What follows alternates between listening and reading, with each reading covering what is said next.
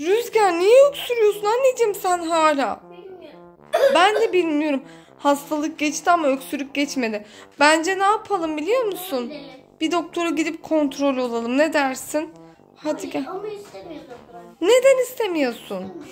Ama doktora gitmezsen öksürüğün geçmeyebilir. İstemiyorum. Korkuyor musun? Evet. Bence çok tatlı bir doktor ablaya gideceğiz bu sefer biliyor musun?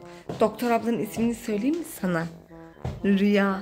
Rüya Sedalı. Hazır Benim mısın? ablam. Benim ablam da öyle. Hadi gidelim gel doktora. Evet geldik. Şimdi doktorun kapısını çalalım. Aa Rüzgar çal.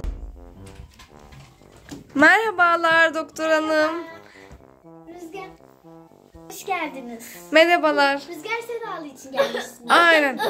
Dediğiniz gibi Rüzgar Sedalı dediğiniz anda öksürmeye başlıyor. Böyle bir durum. Sakin sakin, bu kadar ağır öksürüğümüz yok bence. Otur bakalım sedyeye. Aa doktorum tabii önce eldiven değil mi? Hijyen önemli. Niye böyle gidiyorsunuz doktor hanım, ne yapıyorsunuz ya?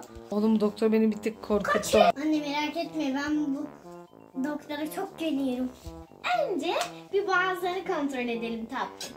Anne bir şey söyleyebilir miyim? Söyle. Bilmiyorum. Merak etme anneciğim, merak etme, hiç acımayacak. Gel bakalım. Aç ağzını.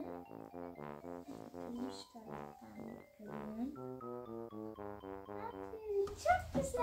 Ağzımızda bir sorunumuz var. Birazcık şişmiş.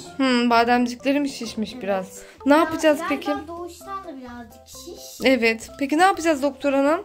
Önce bir sırtını dinleyeceğim. Sonrasında yanımda bir pekmezim var. Onu güzel bir şekilde içireceğim. Size de hangi pekmez olduğunu söyleyeceğim. Siz de Süpersiniz. bulabilirsiniz. Evde onu içirerek daha az minimalize edebilirsiniz. Oğlum otursana, sedyeyi kıracaksın. Sağ ol. Burnundan mı ağzından mı? Fark etmez, al yeter ki. Derin nefes al. Bir daha. Öksür bakalım. Pekmez şart bu çocuğa. Şimdi bu pekmez iyi gelecek değil mi doktor hanım Rüzgar'a? Ne pekmezi acaba bu? Bu mu? Evet. Bu kazalı gözüm. Evet, açalım bakalım. Bir kaşık. Kaşığımızı da sokalım içine. Eyvah, pekmez. Pekmez. Al bakalım. Aa, çocuk yok. Aa, Rüzgar gerçekten yok. Nereye gitti acaba? Gitti. Ben biliyorum galiba. Rüzgar buraya gel. Ne? Anneciğim ne oldu? Demiyorum benim için. Ama çok lezzetli ve çok faydalı. Ne güzel bak bakıyor. Çok da tatlı. Hadi bakalım anneciğim. Çok lezzetli değil mi?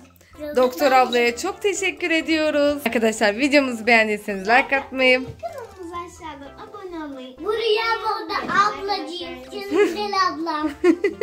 Ablacığım. Şimdi ortaya çıktı. Pasaport ortaya çıktı.